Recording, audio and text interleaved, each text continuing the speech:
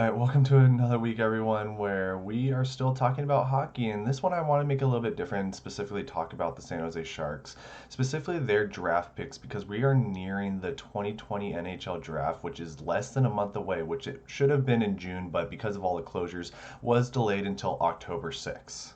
And us as Sharks fans, we were rightfully upset with how we were entering this season without very many draft picks because Doug Wilson did trade away some of those draft picks in order to pick up players, and yet we still haven't won a Stanley Cup. So it's a lot of upset feelings that we have coming into this NHL draft.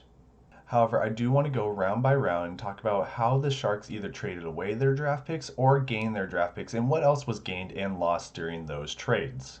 So, San Jose Sharks fans, this is what Doug Wilson has to pick from the 2020 NHL draft so far: Tampa Bay's first round pick, Sharks and Avalanche's second round pick, Sharks and Senators' fifth round pick, and the Penguins and Capitals' seventh round pick. And I know what you're all clearly upset about. We could have had a top three pick in the deepest NHL draft so far. And I mean, yes, but we still have a first round pick from Tampa Bay Lightning, which could be 29th overall, depending on whether or not the Islanders eliminate Tampa Bay Lightning right now. But how did we get into this situation? Well, let's go round by round and talk about what the trades happened in the past. And probably why not? Let's start off with the banger and probably talk about the most divisive trade that has ever happened in Sharks history, the Erik Karlsson trade. So exactly 2 years ago today, Doug Wilson was really looking to build upon a team on September 13th of 2018 and build upon a team that was really destined to make the Stanley Cup Finals if it hadn't been for the Vegas Golden Knights, who did go on to make the Stanley Cup Finals. And to build upon the team, Doug Wilson requested a trade with the Ottawa Senators in which the San Jose Sharks got Francis Perron and two-time Norris Trophy winner Erik Karlsson. And at the time, Erik Karlsson was competing against Brent Burns along with Victor Hedman for the Norris Trophy, which would have been Erik Karlsson's third time winning the trophy. So yeah, Doug Wilson, go ahead, go after him. Let's get him on the team. However, I do want to talk about Francis Perron because he never actually played with the San Jose Sharks and instead with the Barracuda, but he still had a lot of good potential stats to become a San Jose Shark. And in his first season with the Barracuda, Francis Perron played 63 games, got 18 goals, 29 assists, which totaled to be the second most on the Barracuda that season, which is wondering why did Doug Wilson trade him to the Vancouver Canucks, because he was only 22 years old at the time. So we could have really used him to push him into the fourth line on the San Jose Sharks, and maybe you could have utilized him a little bit, but was traded to the Vancouver Canucks, and that really trade hasn't really panned out all that much.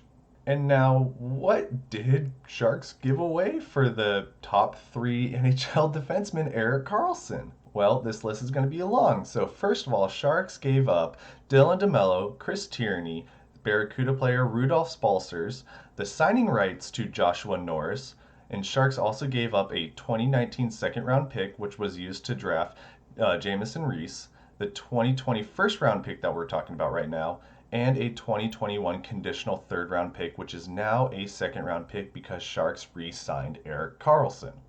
Now, that is a lot to get through, so let's just break it down. So, Rudolph Balcers did kind of have like a mixed season between the Ottawa Senators and their AHL affiliate, the Belleville Senators, which was kind of just mixed back and forth. He was just kind of for half the season playing with the Ottawa Senators and then down to their AHL team for like the other half of the season. So, there's not really much to really talk about him. Joshua Norris, on the other hand, was playing for the University of Michigan at the time of this trade and was drafted 19th overall for the San Jose Sharks in 2017.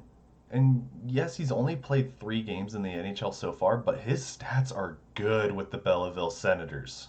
And in 56 games with the Belleville Senators, Joshua Norris has scored 31 times and has put up 30 assists, so it's looking pretty good. Oh, I remember when Doug Wilson said after the 2014 season that he was going to really look into the youth development and try to build up a lot of the young players, but man, I wish that mentality kind of continued on to today. And what about Chris Tierney and Dylan DeMello? Well, Tierney did have a really good first season with the Senators and had NHL career highs of 39 assists and 48 points. But Dylan DeMello kind of just matched his last season with the Sharks with his first season of the Senators with 18 assists and 22 points. And then about three-fourths of the way through his second season with the Senators, he was traded to the Winnipeg Jets, where he hasn't really played all that much with them. And that is finally it with this trade. So let me know, what do you think about this trade? This is the most divisive trade that has ever happened in Sharks history among the Sharks fans. So let me know what you think about this trade. This Erik Karlsson was a top three defenseman at the time of this trade. And yes, this did have implications later on with the re-signing of Joe Pavelski, who did unfortunately go to the Dallas Stars. Not that Sharks fans want to remember that. And honestly, not to Sharks' surprise, he's having a really good playoff season with the Dallas Stars so far, so keep it up. I want to see him lift the Stanley Cup too. So if you made it this far, thank you. Now we're just going to speed things up because there's no big trades like that later on in these draft picks. Now, San Jose Sharks do have a first round pick, which is Tampa Bay's, which is looking to be about 29th at the earliest. And on February 24th of this year, Sharks did gain that first round pick along with Anthony Greco. Now, Greco has a lot of potential for NHL because in the AHL with the Springfield Thunderbirds, in about 261 games, he has put up 85 goals and 72 assists, which totals to about 2 points every 3 games. And at 26 years old, he still needs to prove himself a tiny little bit because time's a little bit running out for him.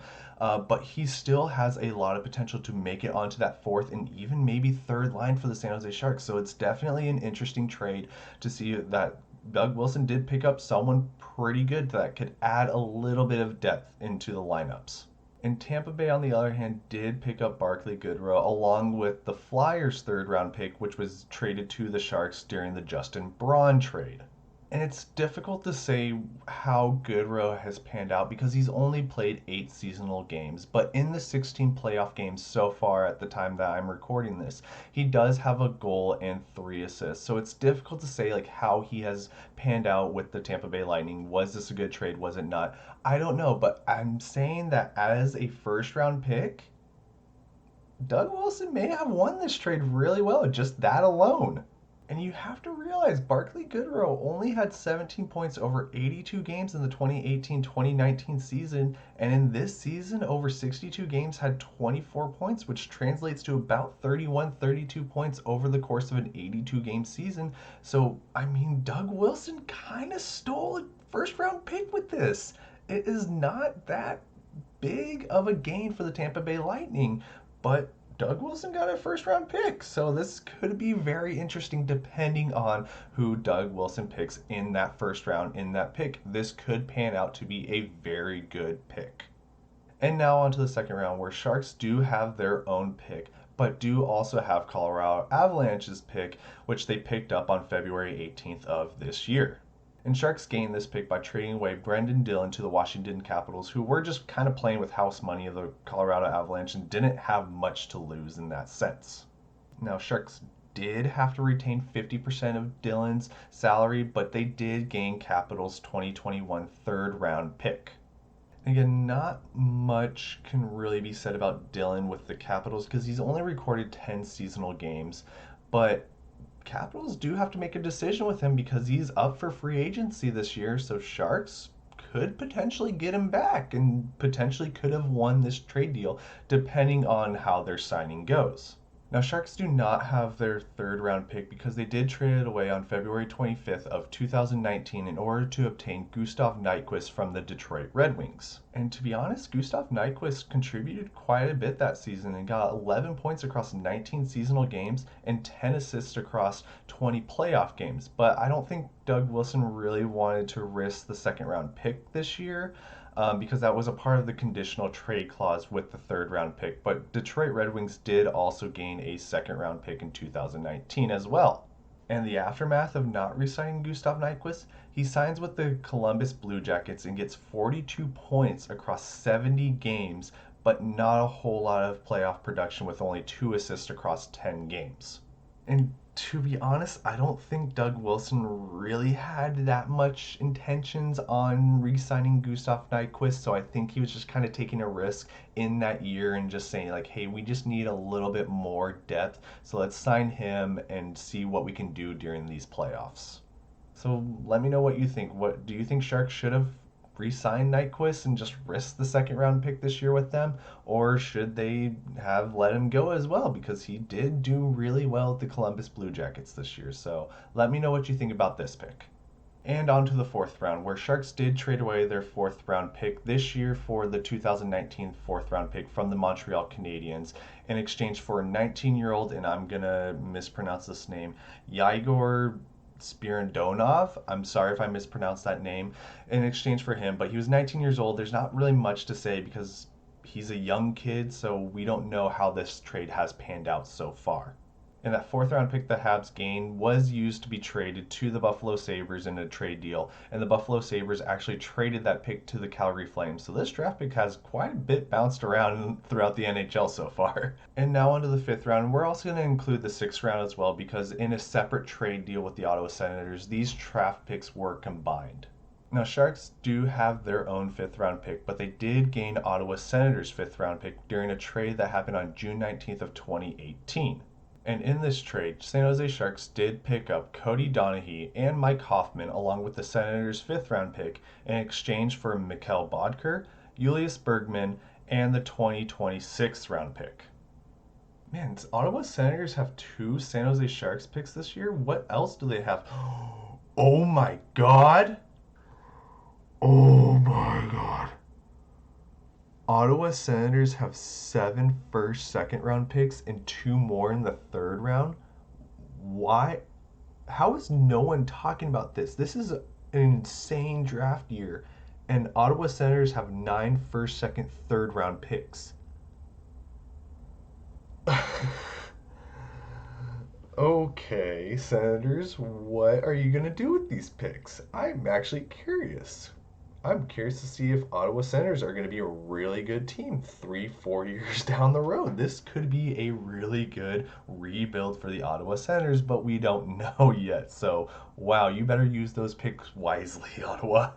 But now back to the Sharks. Now, not much could be really said about Cody Donaghy, but Mike Hoffman, on the other hand, have really good stats with the Florida Panthers. Mike Hoffman was a Shark for a hot minute, and 2 hours after being traded to the San Jose Sharks from the Ottawa Senators, Sharks traded him to the Florida Panthers 2 hours after this trade.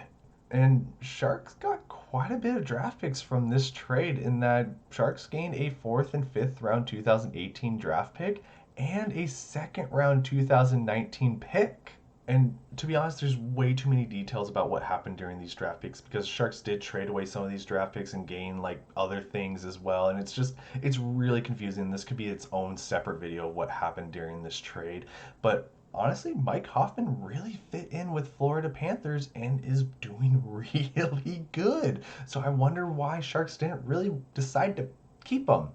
And finally, we've made it to the 7th round, which is kind of easy, kind of boring, kind of simple with how these draft picks were traded. On February 20th of 2017, Sharks traded away their 7th round draft pick to the Toronto Maple Leafs in order to obtain Eric Fehr. And similar to the Gustav Nyquist trade, I don't think Doug Wilson really had much intentions of re-signing him and just kind of took the chance. But I mean, you're just trading away a 7th round pick, so not that big of a deal. And just kind of want to see if they can win the Stanley Cup with him. And it didn't really pan out. But again, it's a 7th round pick. It's not that big of a deal.